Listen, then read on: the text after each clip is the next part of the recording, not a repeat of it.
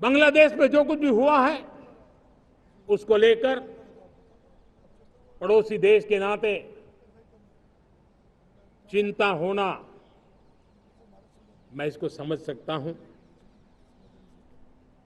मैं आशा करता हूं कि वहां पर हालात जल्द ही सामान्य होंगे।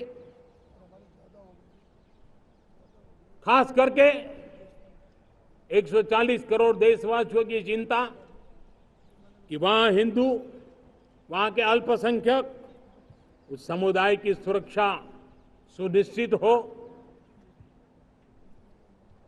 भारत हमेशा चाहता है कि हमारे पड़ोसी देश सुख और शांति के मार्ग पर चले। शांति के प्रति हमारा कमिटमेंट है, हमारे संस्कार है। हम आने वाले दिनों में बांग्लादेश की विकास यात्रा में हमेशा हमारा शुभचिंतन ही रहेगा, क्योंकि हम मानव जाति की भलाई सोचने वाले लोग हैं। मेरे प्यारे देशवासियों, हमारे संविधान को 75 वर्ष हो रहे हैं। भारत के संविधान के 75 वर्ष की यात्रा देश को एक बनाना, देश को श्रेष्ठ बनाने में बहुत बड़ी भूमिका रही है। भारत के लोकतंत्र को मजबूती देने में हमारे देश के संविधान की बहुत बड़ी भूमिका रही। हमारे देश के दलित, पीड़ित, शोषित, वंचित को सुरक्षा देने का बहुत बड़ा काम हमारे संविधान ने किया है। अब जब संविधान के 75 वर्ष हम मनाने जा रहे हैं, तब हम देशवासियों ने संविधान में निर्दिष्ट कर्तव्य के भाव पर बल देना बहुत जरूरी है। और जब मैं कर्तव्य की बात करता हूं, तब मैं सिर्फ नागरिकों पर बोझ बनाना नहीं चाहता।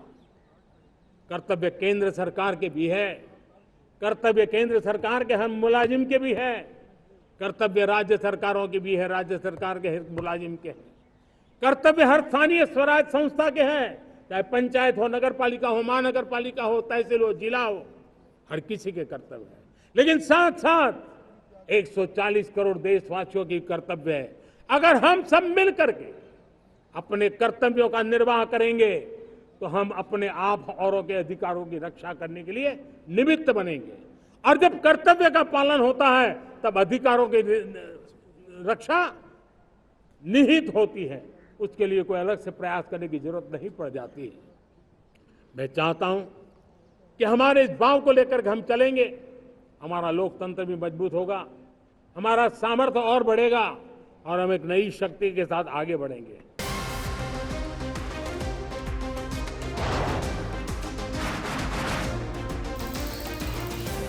Obviously today the T20 World Cup bandwagon has moved across to the West Indies. What can we expect from this? Hello, I'm Alison Green, coming to you from Durban, South Africa. Today we have a special show. We'll start with a report on India's shifting nuclear posture. The first time since India officially became a nuclear power. Hello and welcome to First Post America. I'm Eric Ham, coming to you live from the nation's capital, Washington, D.C.